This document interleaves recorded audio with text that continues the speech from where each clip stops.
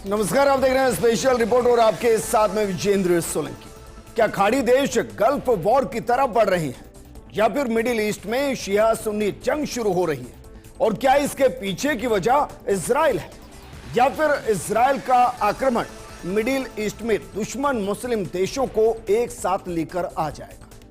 Israel के खिलाफ जो ट्रिपल एच अटैक किया गया था और ईरान जिन संगठनों को पाल रहा था उनका इजराइल एक एक कर खात्मा कर रहा है। पहले हमास के ठिकाने को उड़ाया गया, फिर हिजबुल्ले को ठिकाने लगाया गया और अब हुती पर मिसाइलें दागी जा रही हैं। लेकिन ऐसा क्या है कि ईरान इजराइल के खिलाफ मुंह तो खोल पा रहा है लेकिन अपने हथियारों को चला नहीं पा रहा। आज हम आपको दिखाएंगे कैसे खतरे में नजर आ रहे हैं खाड़ी देश और कैसे अब हुती के खात्मे की रणनीति इजराइल ने तैयार की है। इन सब के बीच अमेरिका कहां है और चीन किसकी तरफ है? क्या सच में यहूदी देश इजराइल शिया बहुल्य देशों के लिए खतरे की घंटी है या पूरी दुनिया के लिए खतरे की घंटी बज चुकी है?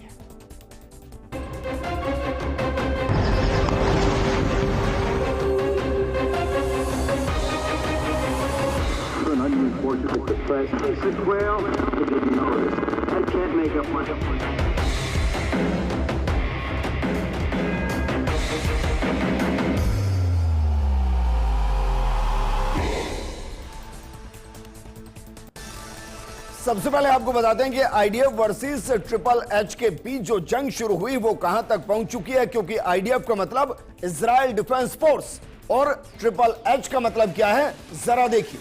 पहले एच से हमास, दूसरे से हिजबुल्ला और तीसरे से हुती। हमास का खात्मा लगभग इजराइल फलस्तीन के अंदर पहुंचकर कर चुका है और इसके कमांडर, इसके ना जाने कितने आतंकियों को मारा गया और इसके साथ साथ फलस्तीन के जो बेगुनाह लोग हैं उनको भी मार दिया गया। एक तरीके से कई शहरों को फलस्तीन के अंदर खंडर में तब्दील कर दिया गया। हमास लगभग खात्मे की तरफ है। हिजबुल्ला जिस तरीके से back to back air strike की गई और उन मिसाइलों का इस्तेमाल किया गया जो जमीन के अंदर बने बंकरों के अंदर भी जो छुपा है उनको मार गिराया गया। और लेबनान के अंदर जो जंग चल रही थी उसमें हिजबुल्ला के कमांडर को भी उड़ा दिया गया। जिसने हिजबुल्ला को बनाया उसको उड़ा दिया गया। और अब बारी है हुती की। हुती क्या है यह हम आपको बताएंगे, लेकिन हमास और हिजबुल्ला के बाद अब हुती के खिलाफ आईडीएफ ने मोर्चा खोल दिया है। अब निशाने पर हुती है। हुती यमन के अंदर, तो क्या वाकई में यमन से दुश्मनी है या हुती से? बिल्कुल इसको समझिए, इजराइल की लेबनान से कोई दुश्मनी नहीं थी, दुश्मनी थी हिजबुल्ला से। ईरान की, माफ कीजिएगा, इजराइल की कोई दुश्मनी नहीं थी फलस्तीन से, दुश्मनी थी हमास से। ऐसे क्या हुती से दुश्मनी और इसकी खामियाजा क्या यमन भुगतेगा? बहरहाल जरा एक और तस्वीर दिखाते हैं आपको कि किस तरीके से खात्मा किया गया। और खात्मा जो किया गया है उसमें सबसे पहला नाम वो इस्माइल हानिया का, जो खत्म कर दिया गया है, जिसको एयर स्ट्राइक में मार दिया गया है। इसके बाद दूसरा नाम आता है नसरुल्लाह का, नसरुल्लाह को भी एयर स्ट्राइक में मार दिया गया है। और तीसरा हुती। हुती का कमांडर कौन है, क्या वो इस वक्त इजराइल के निशाने पर है, ये भी हम आपको बताएंगे। लेकिन उससे पहले एक तस्वीर सामने आई। तस्वीर दरअसल आईडीएफ की मीटिंग की, इजराइल डिफेंस फोर्स की मीटिंग की। और वो जो तस्वीर सामने आई उसने दुनिया को हिलाकर रख दिया। उसके अंदर बाकायदा वो टारगेट दिखाए गए जो आईडीएफ के निशाने पर हैं। तो जरा देखिए कि जो निशाने पर लिए गए वो कौन कौन है। ये दरअसल आईडीएफ की मीटिंग और इसके अंदर आपको दिखाई दे रहे हैं, इसको रोकिए जरा। इसमें आपको हर वो चेहरा दिखाई दे रहा है जिसको इजराइल ने मार दिया है। इस्माइल हानिया इसमें दिखाई दे रहा है जिसको मारा जा चुका है और उसके चेहरे पर क्रॉस का निशान लगा दिया गया। लेकिन कमाल की बात यह कि इसमें सबसे ऊपर की तरफ देखिए, सबसे ऊपर की तरफ जो चेहरा है वो चेहरा है दरअसल जहाज सिनवार का, जिसके मारने की खबर तो आई, आईडीएफ ने बाकायदा इसको कंफर्म भी किया। लेकिन इसके बाद खुद अपनी मीटिंग के अंदर जो शनिवार को हुई उसमें एक बड़ा क्वेश्चन मार्क लगाया गया है और इधर नसरुल्लाह जिसको उड़ा दिया गया। दरअसल ये हमास है जिसमें से मैक्सिमम सबको उड़ा दिया गया है और इधर ये हिजबुल्लाह है, इसमें से भी मैक्सिमम टॉप कमांडर्स को उड़ा दिया गया। लेकिन शाह सिनवार उसको लेकर आईडीएफ कंफर्म नहीं है और इसीलिए क्वेश्चन मार्क लगाया गया। और ना सिर्फ आईडीएफ बल्कि मोसाद भी कंफर्म नहीं है। नसरुल्लाह को मारने की जानकारी कंफर्म हो चुकी है क्योंकि बाकायदा देखिए उसके चेहरे पर आईडीएफ की मीटिंग के अंदर क्रॉस लगा दिया गया, यानी कि उसको मार दिया गया। और इससे आप अंदाजा लगा सकते हैं कि किस तरीके से बाकायदा एक रिपोर्ट तैयार की गई कि हमास के वो कौन कौन से कमांडर जिनको मारना है और हिजबुल्लाह के वो कौन कौन से कमांडर जिनको मार गिराना है। हालांकि इसके बाद जो बारी आ रही है वो बारी आ रही है हूती की। तो सबसे पहले तो जरा ये देखिए कि हिजबुल्लाह के खात्मे के बाद, नसरुल्लाह के खात्मे के बाद किस तरीके से हूतियों पर अटैक किया गया है। दरअसल इजराइल ने होदेइदा बंदरगाह पर मिसाइल हमला किया। इससे पहले भी यमन में हूती विद्रोहियों के ठिकानों पर इजराइल हमले करता रहा है। यमन में हमले के बाद ऑयल टैंकर्स में भीषण धमाके हुए। इजरायली हमले में 4 हूती लड़ाके मारे गए हैं, 30 घायल हुए हैं। इजरायली एयरफोर्स ने F-15 जेट से यह बमबारी की है और उसके पीछे की एक बड़ी वजह है। दरअसल जब इजराइल हमास के साथ जंग लड़ रहा था उस दौरान हमास को जो सपोर्ट कर रहे थे उसमें हूती और हिजबुल्लाह दोनों थे। बाकायदा हूती इजरायली जहाजों को हूती बेल्ट से गुजरने नहीं देता था और वहां उनको लूटा जाता था, उनको डुबो दिया जाता था। लेकिन इन सब के बीच में जो सबसे बड़ी खबर वो दरअसल ये कि अमेरिका की सेना दुनिया के हर उस उपमहाद्वीप या महाद्वीप के अंदर मौजूद है जहां से ईरान को हिलने का मौका नहीं मिल रहा। आप सोचिए, ईरान समर्थित हमास का खात्मा कर दिया इजराइल ने,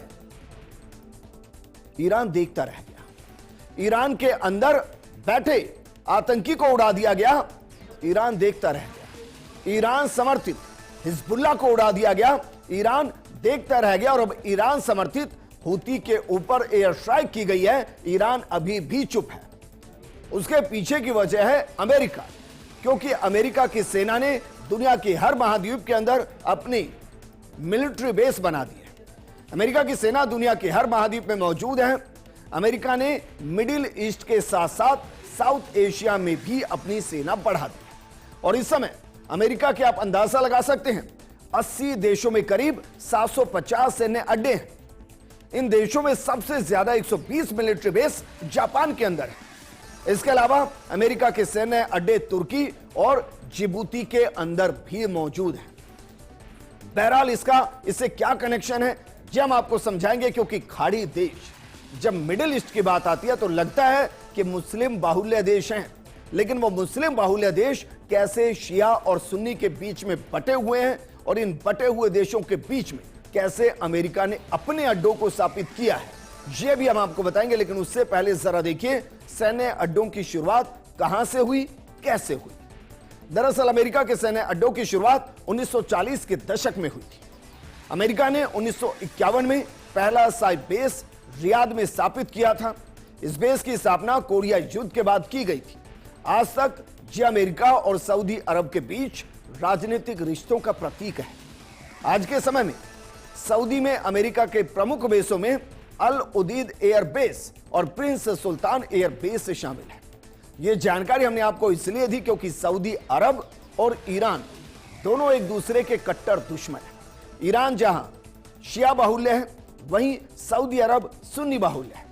लेकिन अमेरिका का मकसद क्या है, क्यों ऐसा कर रहा है, क्यों मिलिट्री बेस को वो खाड़ी देशों के अंदर स्थापित कर रहा है, हर महाद्वीप के अंदर स्थापित कर रहा है, इसको मोटे तौर पर 3 लाइनों में आपको समझा रहे हैं। जरा देखिए क्यों अमेरिका ऐसा कर रहा है। पहला है तेल हित, क्योंकि मैक्सिमम जो तेल निकलता है वो खाड़ी देशों के अंदर और बड़े सप्लायर खाड़ी देश हैं और इसलिए अपने तेल हितों को संरक्षित करने के लिए, सुरक्षित करने के लिए अमेरिका खाड़ी देशों के ना जाने कितने देशों में मिलिट्री बेस स्थापित कर चुका है।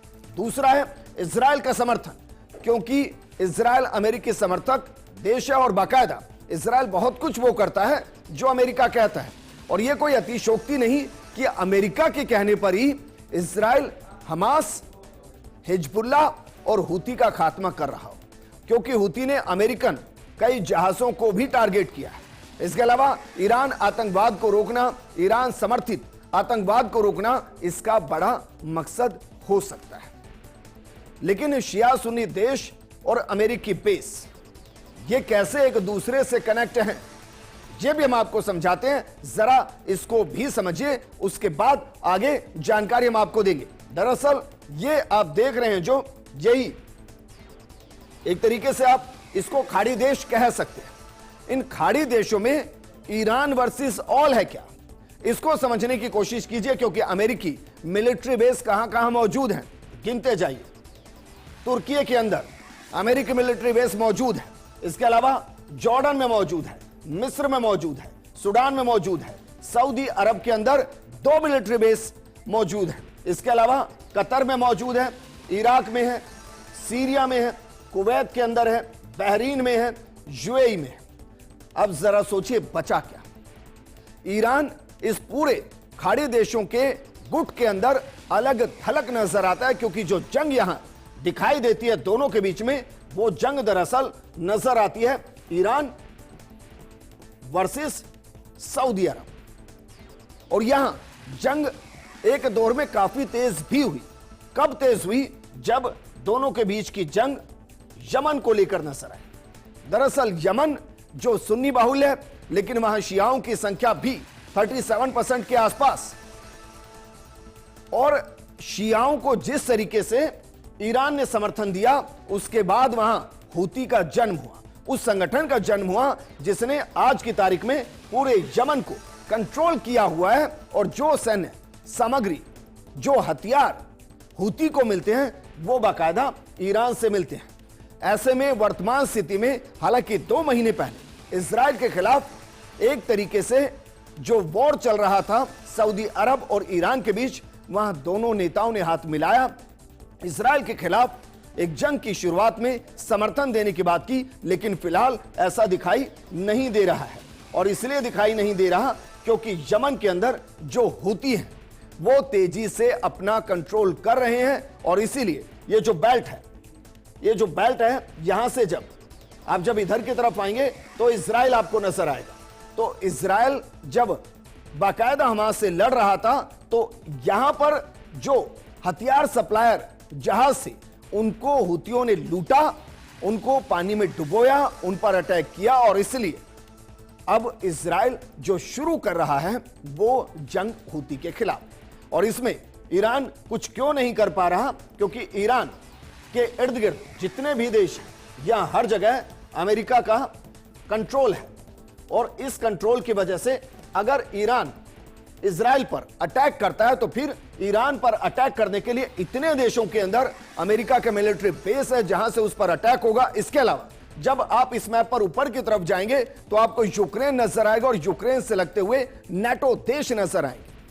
नाटो देश पर भी काफी हद तक अमेरिका का कंट्रोल, और इसलिए आप कह सकते हैं कि ईरान ऑलमोस्ट यहां फंसा हुआ है। ईरान के सपोर्ट में इधर के कुछ देश, जिसमें किर्गिस्तान है, अजरबैजान है, तुर्कमेनिस्तान है, और उससे थोड़ा ऊपर जाएंगे तो चाइना, वो खड़ा हुआ नजर आता है। क्योंकि चाइना ने हिजबुल्लाह को जिस तरीके से नसरुल्लाह को मारा गया, उसका भी चीन ने विरोध किया। लेकिन अमेरिका जिन 3 हितों की बात कर रहा है, जिन 3 हितों के साथ वो अपने मिलिट्री बेस बना रहा है, उसको जरा समझने की कोशिश कीजिए कि ऐसा क्यों किया जा रहा है। इसको समझने के लिए आपको समझना पड़ेगा कि ज्यादातर अरब देश अमेरिका की सेना की उपस्थिति को अपने देश की स्थिरता के लिए जरूरी मानते हैं। अमेरिका अपना सेना बेस बनाने के बदले उन देशों को बाहरी खतरों से सुरक्षा की गारंटी देता है और अंतर्राष्ट्रीय स्तर पर कई रणनीतिक लाभ देता है। साथ ही गरीब देशों को भारी सैन्य और आर्थिक मदद भी अमेरिका से मिलती है। और इसीलिए शीत युद्ध के दौरान कई अरब देश अमेरिका के साथ आ गए। यूएसएसआर के प्रभाव से बचने के लिए वो साथ आए थे, और ये साथ शीत युद्ध के बाद भी जारी रहा।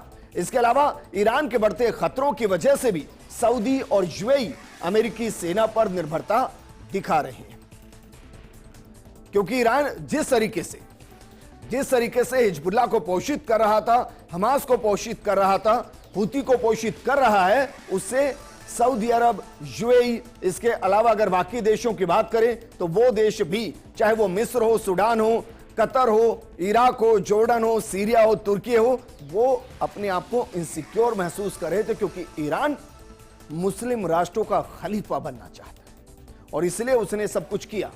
लेकिन सवाल यह कि इजराइल को क्या फायदा मिल रहा है? अमेरिकी बेस सेंटर बनने से इजराइल को दरअसल बड़ा लाभ मिल रहा है। कोई देश भी उस पर सैन्य कार्रवाई करने की हिम्मत वर्तमान स्थिति में कम से कम नहीं जुटा पा रहा। यहां तक कि ईरान भी अभी तक धमकी ही दे पाया है, लेकिन वो सीधे तौर पर इस जंग में कूदने का साहस दिखा ही नहीं पाया है। जहां कतर में अल उदीद एयर बेस अमेरिका का सबसे बड़ा सैन्य बेस है, तो बहरीन में अमेरिका का 5वां समुद्री बेड़ा तैनात, जो कि ईरान पर किसी भी वक्त चौतरफा हमला बोलने के लिए काफी है। अमेरिका के जॉर्डन, सीरिया और ईरान के इराक के अंदर भी बेस कैंप मौजूद है और इसलिए आप समझ सकते हैं कि क्यों ईरान धमकियां दे रहा है इसे। आपको ध्यान होगा जब हनीफ को मारा गया था, हानिया को मारा गया था, उस दौरान ईरान ने बाकायदा मस्जिद से लाल झंडे को लहराया था, जिसका मतलब होता है जंग का ऐलान, लेकिन उसके बावजूद जंग हुई नहीं। तो चलिए अब हम आपको बताते हैं उस हूती के बारे में, जिसको अब इजराइल ने अपने निशाने पर लिया है और क्या वाकई में जैसे हमास का खात्मा किया, हिजबुल्लाह का खात्मा किया, क्या हूती का भी खात्मा होने वाला है। तो सबसे पहले समझिए कि हूती दरअसल संगठन है क्या, इसको समझने की कोशिश कीजिए।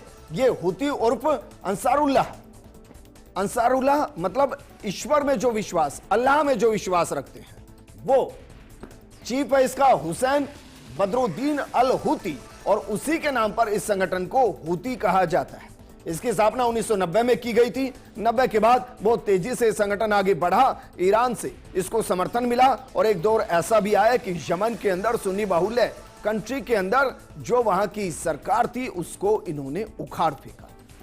इसके बाद अगर बात की जाए तो इसका मकसद क्या है, शियाओं की सुरक्षा, और नारा क्या है। नारा बेहद दिलचस्प है।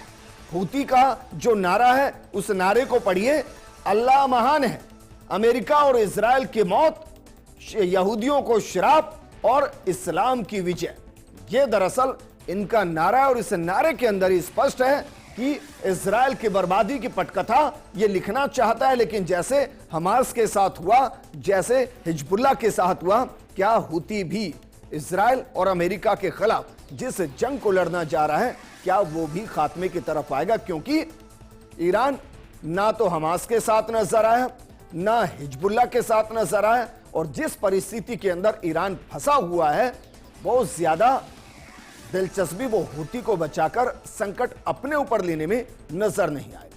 लेकिन एक शब्द इस्तेमाल हुआ, अब्दुल मलिक अल हूती, जिसने हूती को बनाया, वो दरअसल कौन है ये भी हम आपको बताते हैं। दरअसल हूती चरमपंथी संगठन का संस्थापक है हुसैन अल हूती। 2004 में उसकी मौत हो गई। इसके बाद उसके भाई अब्दुल मलिक अल हूती ने संगठन की कमान संभाली। हूती आंदोलन का गठन जायदी शियाओं के लिए किया गया। यमन का यह कबीलाई समूह अपने आप को पैगंबर मोहम्मद का वंशज मानता है। इस शिया गुट ने यमन पर 1000 साल तक शासन किया था, जो 1962 तक चला। 2015 में संगठन ने यमन की हादी सरकार को उखाड़कर फेंक दिया था। राजधानी सना समेत कई क्षेत्रों पर कब्जा स्थापित कर लिया और इस पूरे संघर्ष के दौरान हूतियों को ईरान से हथियार और ट्रेनिंग के रूप में समर्थन मिला, जिसके बिना आज ये संगठन इतना ताकतवर नहीं होता। और शायद इसीलिए ईरान की कमर तोड़ने के लिए जो हूती, हमास और हिजबुल्लाह के दम पर खलीफा बनना चाहता था, खाड़ी देशों को कंट्रोल करना चाहता था, उस पर इजराइल अटैक कर रहा है। लेकिन इजराइल और हूती के बीच की जंग ये कैसे शुरू हुई, अंत हर कोई जानता है कैसे होगा, लेकिन ये शुरू कैसे हुई इसको भी जरा समझिए। क्योंकि इजराइल और हूती विरोधियों के बीच दुश्मनी का जो मुख्य कारण है वो क्षेत्रीय शक्ति संतुलन और राजनीतिक विचारधाराएं हैं। हूती विरोधी ईरान के समर्थक माने जाते हैं, जो इजरायल के लिए एक बड़ा सुरक्षा खतरा है। ईरान और इजरायल के बीच लंबे समय से चले आ रहे टकराव ने इस दुश्मनी को और भी ज्यादा गहरा कर दिया। हूती विद्रोही शिया मुसलमान हैं जो कि इजरायल के खात्मे की कसम खाते हैं, जबकि इजरायल के आसपास के अधिकांश देश सुन्नी हैं। इस धार्मिक विभाजन ने स्थिति को और ज्यादा जटिल बना दिया। वहीं इजरायल ने हमेशा ईरान के बढ़ते प्रभाव को अपने लिए खतरा माना है। हूती विद्रोही जो ईरान से हथियार और समर्थन प्राप्त करते हैं, इजरायल के लिए विशेष रूप से वो चिंताजनक है। सऊदी अरब ने हमेशा से हूती विरोधियों के खिलाफ इजरायल के रुख का समर्थन किया है। ऐसे में इजरायल का यह कदम सऊदी अरब के साथ उनके संबंधों को और ज्यादा मजबूत कर सकता है। वहीं ईरान ने इजरायल के इस कदम की कड़ी निंदा की है। उसे इसे उकसावे के रूप में देखा जा रहा है और यह तनाव क्षेत्र में और ज्यादा युद्ध की संभावना को बढ़ा सकता है। हालांकि युद्ध बढ़ने से अंतर्राष्ट्रीय समुदाय की चिंताएं बढ़ गई हैं। कई देश इस बात की आशंका जता रहे हैं कि यह संघर्ष न केवल यमन बल्कि पूरे मध्य पूर्व में अस्थिरता पैदा कर सकता है।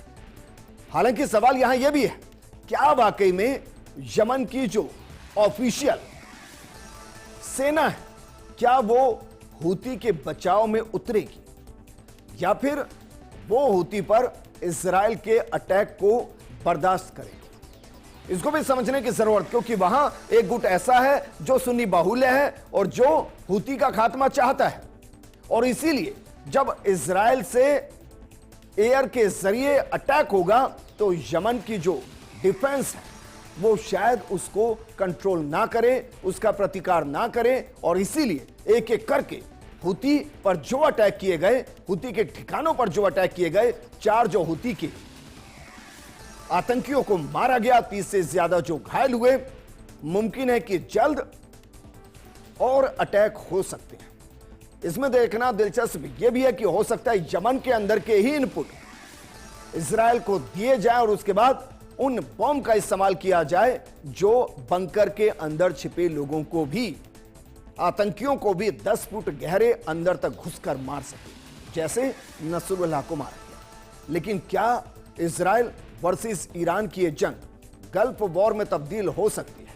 फिलहाल इसकी संभावना बेहद कम, क्योंकि ईरान और यमन के हूती को छोड़ दिया जाए तो बाकी खाड़ी देश के अंदर अमेरिका के सैन्य बेस हैं और अमेरिका के सैन्य बेस वहां होने की वजह से कोई इजरायल के खिलाफ जाएगा नहीं, क्योंकि इजरायल के खिलाफ जाने का मतलब है सीधे तौर पर अमेरिका के खिलाफ जाना। इस प्रोग्राम में फिलहाल इतना ही, लेकिन आप बने रहिए फर्स्ट इंडिया न्यूज के साथ, क्योंकि खबरों का सिलसिला लगातार जारी है। नमस्कार।